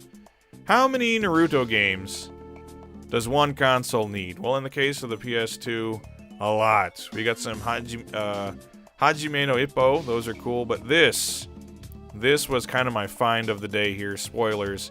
For 4,500 yen, Hokuto no Ken by Arc System Works. Yes, that Hokuto no Ken. In the same vein as Guilty Gear and Blaze Blue and other Arc classics, Hokuto no Ken is awesome. So I left that there. That was like one of my definite buys when I come back to do like my sweep, my shopping sweep, where I actually you know, pick up all the stuff that I'm gonna buy and take home with me. The original Armored Core on the PS1, and I can't tell you how much fun me and my friends had with that one back in the day. We played quite a lot of that Armored Core, and then Air Management, which doesn't seem quite as exciting as Armored Core. I don't know, would you like to manage an airport? Because I would not. Arc the Lad, IQ Final, whatever the hell that is. And, ooh, now you want to talk kart racing. Forget your Mario Karts, your Diddy Kongs, your Crash Teams. You want whatever the hell that was. Actual kart racing, people in go-karts. Because that's got to be more fun than a fantasy kart racing game. Are you picking up on my sarcasm? My tharcasm? My tharcasm is being laid on pretty thick, don't you think? Yeah, I don't know. I did not pick up that kart racing game, though. Although I probably should have. I'm saying all this now, but it probably is fun. It probably would be more fun, like a realistic kart racer, where you have actual people in go-karts, and they throw shit at each other. This, oh my goodness. There's shrimp on the cover. I don't know why there's a bunch of shrimp on the cover. It's a mahjong game. Maybe winner gets shrimp dinner. I don't know. If you win at mahjong, you got a trip to Bubba Gump Shrimp, which they have Bubba Gump Shrimps out here. There's at least a couple of them. I haven't been to any of them yet. I mean, I don't know. Who cares? It's Bubba Gump Shrimp. I'm not even talking about the games at this point. There's Jumping Flash. There's Summon Night. There's Logic. Not Logic. I guess it's a, I don't know, some kind of puzzle game. I think these are like the original Dynasty Warriors, right? When it was a fighting game. It wasn't a hack and slash ya. Chocobo Collection, these are always popular. 1,200 yen, but it's got 3 games in it.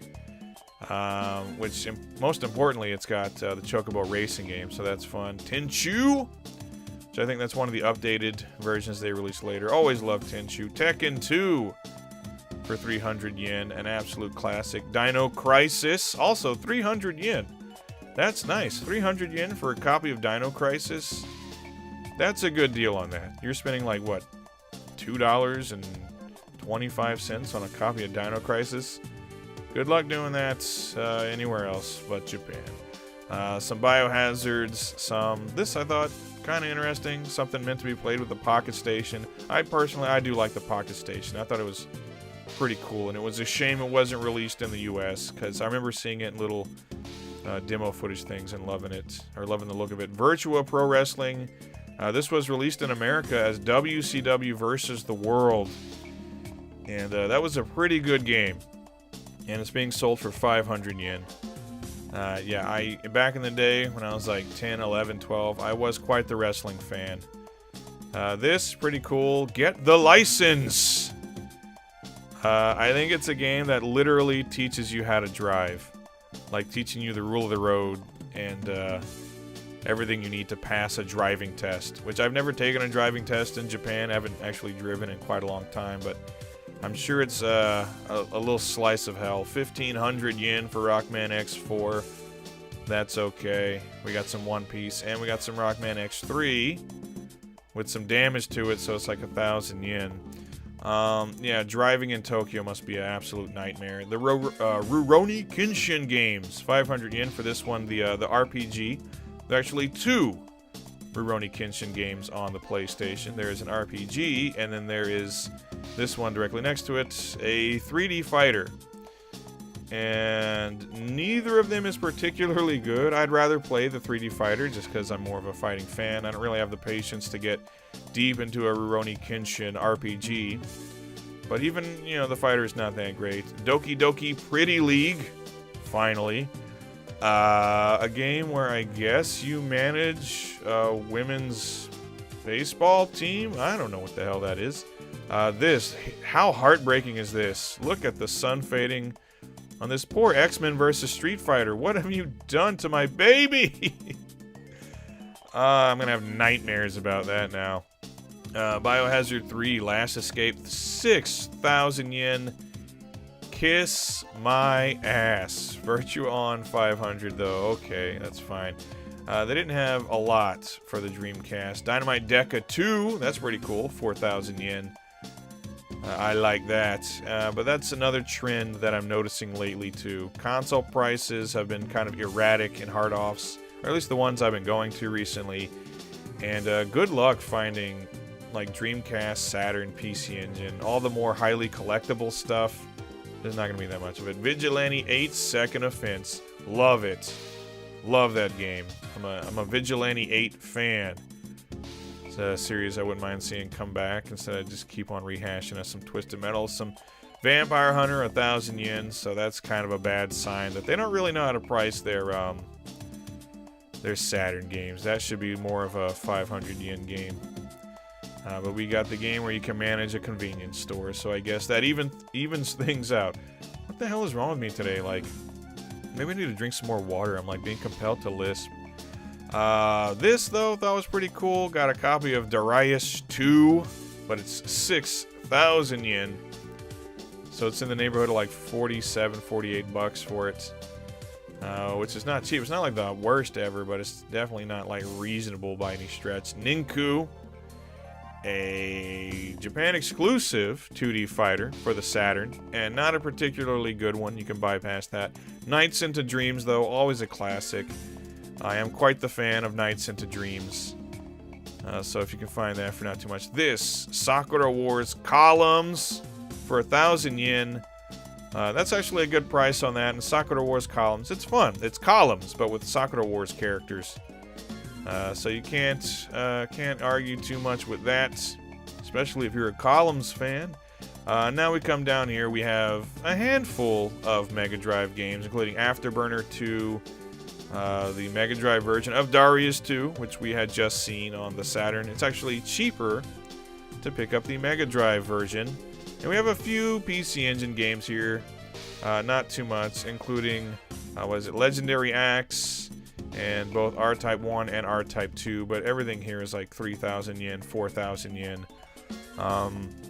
Even if it's not warranted, just because, PC Engine, right? This is not Nintendo or PlayStation, so it's collectible, right? I think that's the logic going on in a lot of places here. Valkyrie no Densetsu, great game, 6,000 yen. So, spoilers, I didn't actually take any of the PC Engine games with me today. I think that's the logic of some of these managers. Hey, look, it's got this chick on it. It's PC Engine. It's got to be worth something. Anyway, let's go have a chat. Hey, let's go see what Sam is up to. Why not?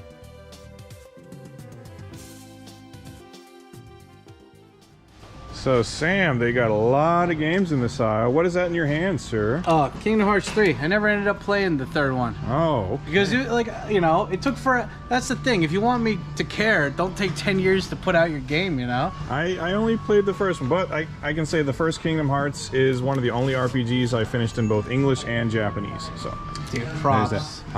This, though, dude, I need to get past you because this is what I was happy to find. Hokuto no Ken, by Arc System Works, published by Sega. And it's a fighting game. It is. It's very similar to their other games like Guilty Gear and Dragon Ball Fighters. I remember this one Blue. Because it looks like anime. Like it's actually like not cell shaded, but what do you call it? It looks like you're playing anime. It does look like hand-drawn cell animation. It's really good-looking game, great soundtrack, super fun, and 4,500 yen is actually pretty good on this. So I'm taking this home with me today. Dude, they have so many fun like Ape Escape 3. I never got to play the second or third one, but this is like in this one I'm in the middle of this. I started this. I didn't get far. I got like a couple hours into this. This is actually really fun. I like the big fan of the second one actually. Have you played this one at all? Not that one. I played the second one to death. For me, it's like the storyline is important for an RPG, but they all kind of blend together, you know? But it's like if it has a good battle system, like like this, it's so fun. Never go wrong with Star Ocean. Yeah, we got all these N64 games over here. Oh snap! I know that you're an N64 guy at heart. I love my I have this game, the Mahjong game, because I bought it for like 20 cents. I don't even know how to play Mahjong. I don't know how to play Mahjong. All the classics. Star Fox, Super Mario, Smash Bros, Diddy Kong. Oh, the better racing game, the better kart racer, Diddy Kong Racing. I thought it was pretty good, yeah. There's lots of good stuff here. Lots of Super Famicom as well. You can get some Sailor Moon, some Mickey Mania. Box, Mickey Mania. See, well, I don't understand. Like in America, they're like, we can't put anime on the box, even though it's an anime cover, because it won't sell well. I'm like, look at this. Look at the quality of this picture. How times have changed. Even if you're not into like Sailor Moon, like just look at that artwork. Elaborate. You know? No kid could walk past a shelf and not look at that box and be like, what is this? I mean, look at that. Like, I don't even know what it looked like in America, but like, look, it's like Dragon Ball Z artwork. It didn't look like anything because that one, unfortunately, well, that version was not released in America. But we have just so much stuff to peruse. I mean, you're going to get your PS4 game. I'm definitely getting this, but I need to go get my basket and fill it up because I gotta buy a bunch of games, I think. Oh, look at this. It's oh, you poor sun-faded baby. yeah, sun-faded game case, man. Look at all that. All of it's gone. That's too bad. That's a great game too. Yeah, dude. Oh. Anyway, let's what do you say we do our final little bit of perusing and shopping, get our games, and then get the hell out of here? Yeah. Let's do it. Let's go do it. ファミリーコンピュータゲーム北斗の拳2パワーアップした北斗神拳に君は勝てるか北斗の拳2 4月17日新発売 All right, so that was pretty fun, eh? Yeah, you know, I love coming to places like this because it's like, it's usually hit or miss if you're in Tokyo, but this place, it had some good deals. I was actually a little bit surprised. The game section was actually really small. But at the very least, we can say this was way better than what happened in Ueno at the Okachimachi place. Oh yeah, definitely. I actually picked up a bunch of really cool games today. I'm going to show them off at home for my finds of the day. And Sam, thanks as always for hanging out. You made the video just that much better just by being Jim. here, buddy. It was all me, man. It's all me. So that's it for the Hard Off out here in Hana Koganei. Pretty cool little neighborhood, if I do say so myself. Yeah. And I guess that'll do it. So we will part ways, and then I'll go home and show off these kick-ass games. Say goodbye, Sam. Goodbye, Sam. Okay, there you go, everyone. Did I not tell you that there were quite a lot of consoles and games in that place? Fun day today, good day of game hunting. I mentioned it in the video already, but that particular Hard Off, it was like their consoles were, for the most part, pretty significantly overpriced. And then for their games, they were right on the money. They were priced pretty good. And I just feel like a lot of maybe the people in charge of pricing at these Hard Offs, there's the general idea they have that like old hardware is particularly like collectible or maybe should be more expensive. And then when it comes to games, there's a general understanding of that, okay, like Famicom and Super Famicom and PlayStation 2, there's a ton of that stuff floating around, so maybe it's not quite as valuable. Whereas when they have something that maybe they can see it's less common for them to actually get those in, and maybe they're more collectible, stuff like PC Engine, Saturn, and Dreamcast, things of that nature, they tend to price them higher. So that's just the trend I've noticed again. I found out that Hard Offs and Book Offs and things, these are all franchised, so the prices are not uniform. So if you're going to go to Hard Off, go to a few of them, shop around, and you might be surprised. And I'm pretty sure the same thing applies to Surugaya, because I've been to like a bunch of different Surugaya locations in Tachikawa, in Ikebukuro, in Akihabara, and the prices again are not uniform. They vary from place to place. So if you have the time and the desire, shop around a bit. But I did pick up, I think I picked up maybe like 30 games today, and the final tally came out to about 33,000 yen, which that ratio of like games to money is a little more than I usually spend, but that's because I picked up some of the more expensive games on top of a whole bunch of cheaper, like more common games that cost me like 300 yen, 500 yen a piece. But we're going to take a look at what I think my best finds of the day were. These are games that for the price I paid for them, and for how good they are and the quality that the shape they're in, I think these were my best finds of the day. We're going to get started with, for the Super Famicom, a game I really like, one of the better shoot-'em-ups on the console. Picked up that copy of Sonic Wings. And if you've never played Sonic Wings, it's by Video System, but a lot of the staff that worked on Sonic Wings eventually started Saikyo. So if you've played Saikyo shoot-'em-ups like Strikers 1945 and Gunbird, this is very similar to those. You have a few different ships to choose from. Each of them has a unique shot, and you collect power-ups to power up your main weapon. You collect your super bombs. And I believe like the first handful of stages are in random order, so it's not always the exact same playthrough every time. And as you go from one stage to the next, depending on like what the layout is, they'll get more and more difficult as you progress. But there are a whole bunch of different difficulty settings too, so these can be, you can set them way up high to give yourself a really hard time, or set the difficulty down to give yourself an easy time. I don't quite recall in Sonic Wings, but I know in like Strikers and games like that, there are like 8 different difficulty levels with like very hard at the high end and like monkey or baby at the low end. So pretty much anyone can play these. They're really good like starter shoot 'em ups because they play really solid, and you can adjust them to where they're not too brutally difficult. And on top of that, it's just fun. Super Famicom, there are quite a few shoot 'em ups on the console, but it's not really known for having like the best games in the genre. But I would say games like Sonic Wings and Space Megaforce, Axlay, Gradius 3, R-Type 3, those are, for me, like the top notch on the system, the best ones on the console. So Sonic Wings is an all-around solid shooter, controls really well, it plays really well, it's fun, and the graphics and sound are really decent too. So this is one of the better shooters on the console, and I was happy to pick it up for, I think it was about like 5,000 yen, which it's usually maybe closer to like 7 or 8 when I see it out in the wild. So I was happy to pick this one up.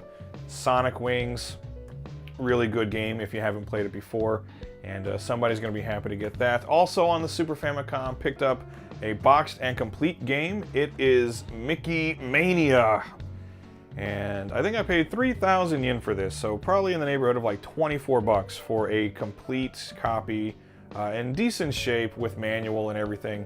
And the cartridge was really clean too. But I really like this game. This is probably my favorite of all the 16-bit Mickey games, because there are some pretty good ones. There's like Castle of Illusion, World of Illusion. There's, I think, the Japanese exclusive one. It's like Mickey at Tokyo Disney, where you have the water balloons and stuff.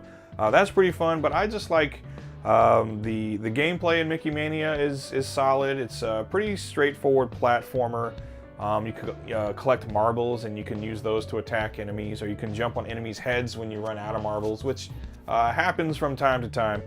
But I like the gameplay, and I especially like sort of how the game plays out, where it's like a history of Mickey Mouse, so each different section of the game is taken from one of the classic Mickey Mouse animated features, with the final stage being the Prince and the Pauper, which I really liked as a kid. We had that on VHS.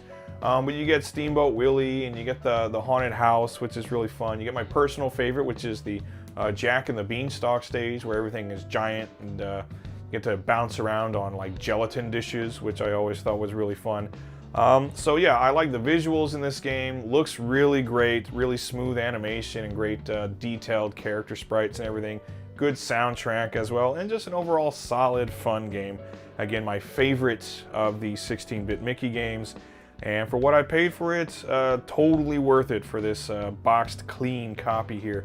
It is Mickey Mania with the nice lime green, published by Capcom in Japan, actually. I think Capcom published like most of the Mickey games here and otherwise. And then finally, I think I already mentioned it when I did the game hunting portion, but my find of the day, this game is awesome. Anytime I come across it, if the price is right, I'm gonna pick it up. Because anyone that collects Japanese PS2 games, this is one that's kind of at the top of their list, because it's just so awesome. Hokuto no Ken. Yes, indeed, Fist of the North Star on the PS2, published by Sega, developed by Arc System Works, the Arc System Works of Guilty Gear and Blaze Blue and Dragon Ball FighterZ fame. They sure do know how to make a damn good fighting game, and this is honestly one of my favorite Arc fighters ever, just because it's so awesome. I like Fist of the North Star just in general. I like that combination of like Mad Max, but with like crazy martial arts and hyper violence and everything. So I've always liked this series, and it's a series that, despite how awesome it is, a lot of the Fist of the North Star games that have ever been made were not any good. You think it would be really difficult to screw up Fist of the North Star. You got a guy that just punches people and their heads explode, so just make that into a game and make it as well as you can, but just somehow the formula was never quite right for a really long time, with the exception of maybe like 1 or 2 games. This, though, turned it into a fighting game, take all those cool characters from the series, really big, detailed character sprites, beautiful, almost like a hand-drawn animation style, which, again, Arc System Works is pretty well known for with like Guilty Gear and Blaze Blue and stuff. Always really beautiful graphics, great character designs and stages, lots of animation and detail back there, and just like cool details on like the attacks. Each character has their signature attacks from the show, and you can do these like really like there's super combos, but then you can do these like fight ending, almost like fatality moves, again very akin to a game like Guilty Gear. And they're great. They're all taken, again, lifted directly from the series. So for example, Kenshiro can do his Hyakuretsukin, his 100 crack thing where he gives a 100-hit combo to finish off the fight. Unfortunately, the characters' heads do not explode in this game. That would have been pretty cool. But you know, it's not, I guess, not meant to be Mortal Kombat, even though the series is like super violent. But this game is great. Not a huge character roster, but pretty much all the characters you would want from the show are in the game, and each character plays unique from the others. There aren't any clones in this game, and it's just extremely fun. Fast-paced, kick-ass fighting game based on one of my favorite anime properties of all time, ladies and gentlemen. It's Hokuto no Ken by Arc System Works. And that'll do it, everybody. Those are my finds of the day. So let me know down in the comments, have you played any of these games and what do you think of them? And what are some games on your wish list? What's maybe in particular some games you would like to import from Japan? Would you like games like Hokuto no Ken in your PS2 collection? Let me know, because I like to go down there and read the comments and get all the feedback and all that good stuff. But yeah, thanks for watching. It was a fun day of game hunting. Went to a nice neighborhood I'd never been to before and hung out with a good friend of mine and got some cool games in the process. So always a good time when we can do that. So thanks for watching, everyone. I hope you enjoyed the video, and I will see you on the next one. Take care. Goodbye.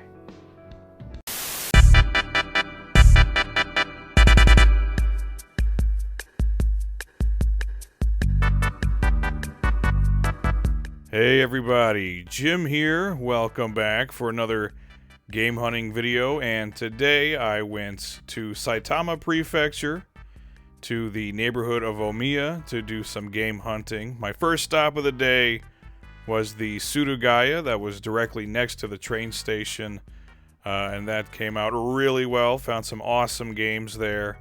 But then I was on my way to my second stop of the day, which was the Hard Off that was nearest to the train station. It was about a 1.5 kilometer walk from the station, which was just fine with me because there was some beautiful, beautiful weather today, and Omiya itself is a pretty nice neighborhood. So a nice little stroll was in order, and I enjoyed it. And then my destination, the Hard Off. Did I find a mountain of great games, or was I met with disappointment and defeat? I'll let you decide for yourself as we dig through the games in here, but that is what's coming up next.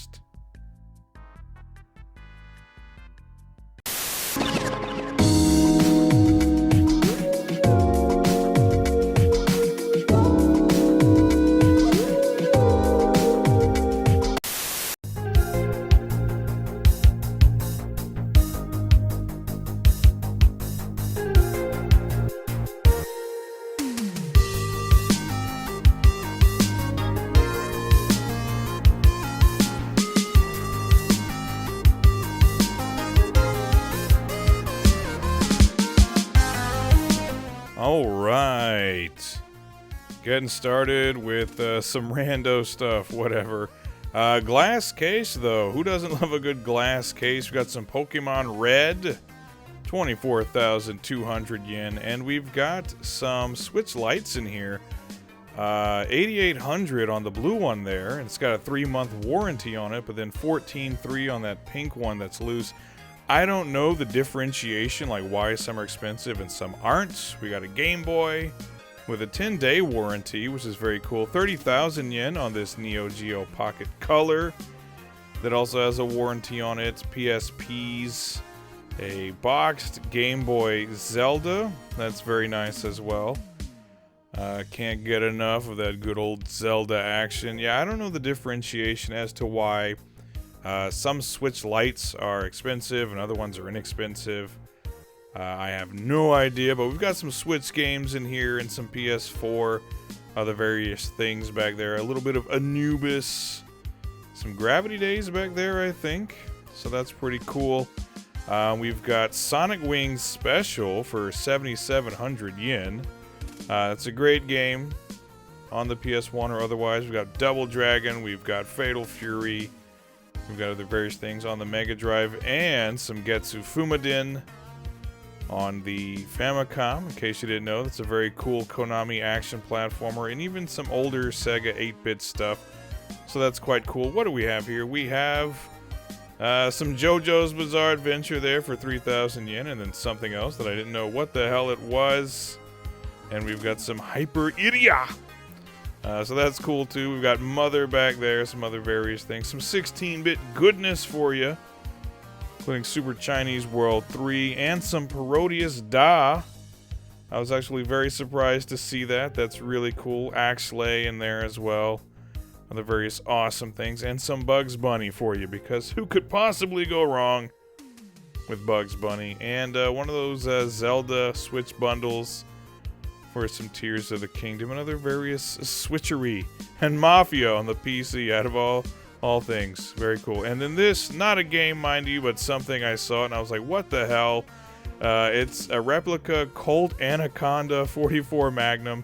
And man, this thing was heavy. I didn't take it out of the box, obviously, but talk about a replica. So I just thought that was really cool. A giant gun mixed in with the video games. Nice. PS4 Pros for sale, 24,200 on these, 19,800. That's all well and good. And again, they have 3-month warranties. How can you go wrong? Future Tone DX, of course. Why not? It's Hatsune Miku and a Hori something or other Real Arcade Pro for 16,500 yen. So one of those big souped up Hori sticks. And Super Street Fighter 4 something or other for the Xbox 360. Xbox 360 obviously not very beloved in Japan, but some cool PS4s here as well. And an Xbox 360 all its own, 11,000 with a 3-month warranty. So that's like, I don't know, like $70 for that. Get yourself a Japanese 360, which you really only want for the bullet hell shooters, but what can you do? Neo Geo Mini Pro Gear Spec, 11,000 yen. 10-day warranty on that. Why not the 30-day? I don't know. Famicom here, 13,200 yen. It's complete there. It's got all the hookups and everything, and it's a fairly nice looking Famicom. But that's a little steep on the price. Other stuff looked good in here. I don't know what they were thinking with that, though. And 15,400 on this original Mega Drive. And that's more understandable because boxed Mega Drives are less common these days. 8,000 yen on Family Basic. Finally, I can do my basic computing that I desperately need to do with my Famicom, of all things. And a Steam Deck for 80,000 yen. That's like... how much is that? That's 500 and something bucks on that, I think. That's the first time I've ever seen a Steam Deck, though. So I guess they're not all that common to come by. Saturn 3D controller, that's pretty cool. Those are fun. Really only need them for playing nice, though. A multi-tap. We've got a nice purple GameCube. Some N64s, don't mind if I do. And then a Neo Geo controller for the Wii. I guess there was like Metal Slug and stuff on the Wii. I don't know, that surprised me. We have some fight stick here, though, but this I was much more interested in. It's a Sega Mark III, and it says it's junk. I guess maybe it's malfunctioning in some way, but it looked like nice and pretty good, clean condition. And look at this box as well. Boy, I love a good box. Don't you love a good box, fellas out there? But yeah, so I thought this was pretty cool. I did not take this Mark III home with me today, but I don't see them too often, so I thought that was cool. And then to cap it off, some Famicom joysticks.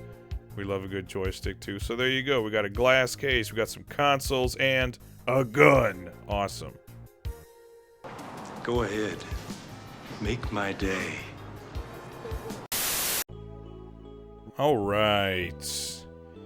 I thought this little placard was cool, letting you know they got retro games, although you're going to see here, they didn't have very much. They had a PlayStation controller for the Game of Life, which I've never seen before, so that's interesting. But you're going to see here, they didn't have much in the way of games.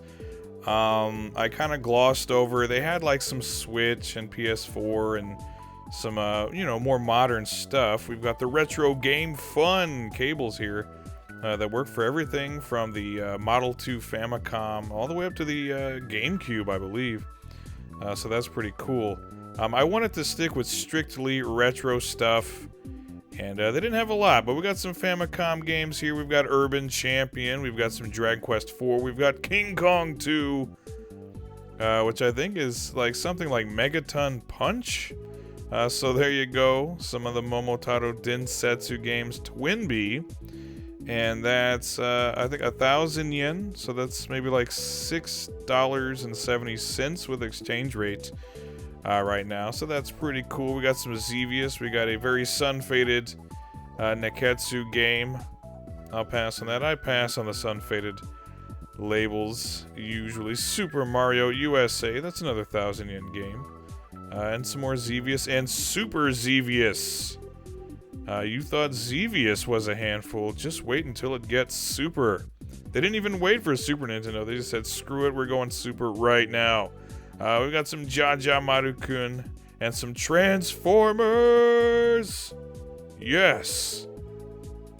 Lion in the house. All right. Carrying on with some muscle tag match. We got Kinnikuman. We got Mario Brothers 3. For 500 yen, so that's pretty good. That's like $3. Not so bad, I would say. Or, you tell me. If you're a game hunter out there, what does a copy of Mario 3 go for in your neck of the woods? Punch-Out! For 2,000 yen. So a loose copy of Mike Tyson's Punch-Out, that's about, I don't know, 14, 15 bucks. Some Gegege no Kitaro. That's something I always wonder about is, I comment on the price of Famicom games, whether they're going up or down, or if it's a good deal. But I've been here doing this so long, I have no idea what a good deal is on like an NES or an SNES game back in the States or in the UK or wherever you're viewing from. So you can tell me down in the comments, are these prices good or bad in your neck of the woods? We got original Mario Brothers here for 800 yen. With a manual, which is pretty cool, and 1,000 yen for Wrecking Crew. And we also got Dr. Mario. I myself am a big fan of Wrecking Crew. Probably my favorite of the old, like, pre-Super Mario Brothers Mario games. Because, like, Donkey Kong is great. Love it, obviously. Love the original Mario Bros. Speaking of Donkey Kong, they got it for 800 yen. Some Tetris Flash. That's very cool. But something about Wrecking Crew. It's a very obscure, probably the most obscure of those old Mario games, but I like it a lot. And some Goonies 2, also 800 yen. 800 seems to be the magic number on a lot of these. The original Gradius, also 800 yen. And look at that. That is a nice, clean cart. I don't think I put it in my finds of the day, but that did go home with me today. Because Gradius is fairly common, but a clean cart like that, you cannot argue. We got some box Game Boy games here, and this I thought was cool. 1,000 yen, so under $7, and you've got Neketsu Sakabu for the Game Boy, and it was complete. Spoilers, I picked this up as well. For 1,000 yen, like $6.70. Complete Neketsu Sakura on the Game Boy, can't argue with that. And we got Rockman World. We've got Rockman World 2. That's right. What could we possibly have behind that? Rockman World 3? You're kidding me. And behind that, it's Rockman World 4 with Glare. And you wouldn't believe it if I didn't tell you. If you didn't see it for yourself, Rockman World 5 back there for 2,000 yen. And directly behind that, DuckTales. Woo! No, can you not do that? Is it possible? So right there in my hand there, a stack, all of the Rockman World games and a copy of DuckTales. All on one rack. Oh, that's a hell of a Game Boy rack, I tell you what. I love a good rack. We got some Othello, we got some Bomberman, we got some Kirby Superstars, 500 yen. Some Seiken Densetsu 2, another Kirby Superstar Tiny Toon Adventures. Fantastic game. 2,000 yen, I believe. We got Yu Yu Hakusho. We got some not so bad stuff here. So like I said, sparse. Very sparse. Not a lot. But some pretty decent stuff. Fatal Fury Special. Not too bad. Kind of dirty in retrospect. But 500 yen. Kind of hard to argue with 500 yen on just about anything. We got Crayon Shin-chan, Kirby Bowl. And this, a modest little box of disc-based games. But I actually found some cool stuff in here, including a copy of Dynamite Deca for 4,000 yen, complete with spine card, and it was near mint condition. I set that to the side to be revisited later. Sakura Wars 2. Alright, very common game. What else we got down here? We've got a copy of Berserk for the Dreamcast for 2,500 yen. If you've never played it, it's pretty cool. Not too bad, I would say. We've got some, we actually had a couple of Mega CD games here, which is interesting. And I passed over it, I couldn't believe it. We got Deptonaut Twinbee Yahoo Deluxe Pack. That's another amazing game right there.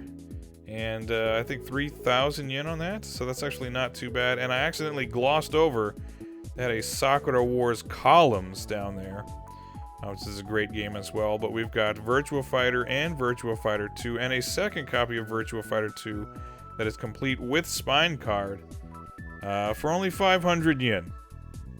So that's pretty nice. And then there were a few GameCube games as well.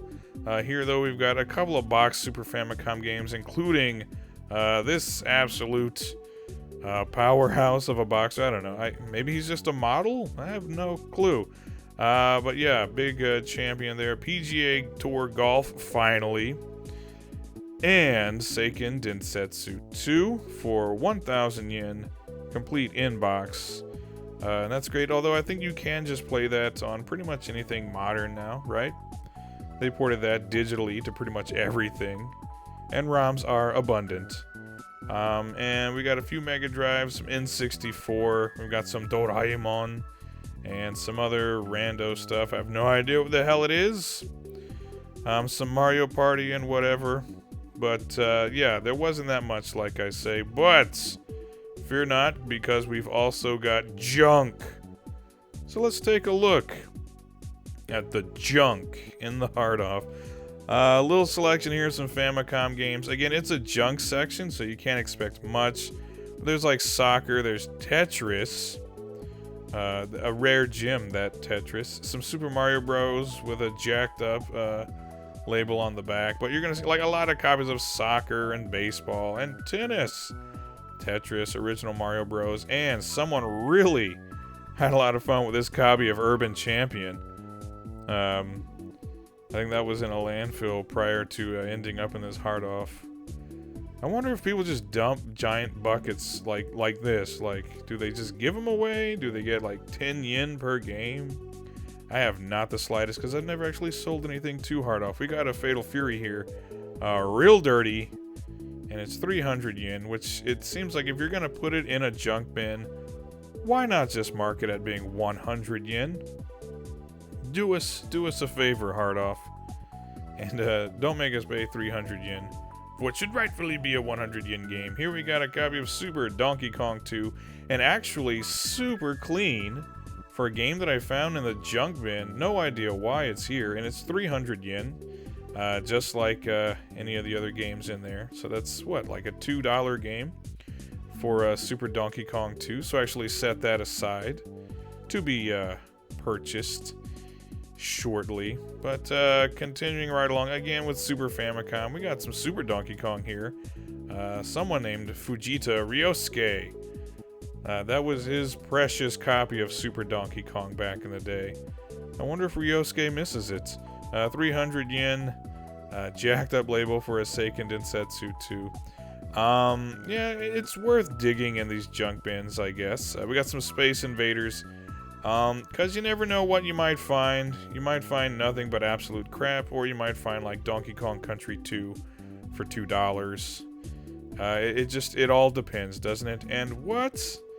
You were just boxed a minute ago? Now you are a champion no more, sir. You are in the junk section. And there you go. And original vanilla Street Fighter 2, 300 yen. And oof, that's not looking too good. It's like that boy fell in the dirt and rolled around a bit. Jeez.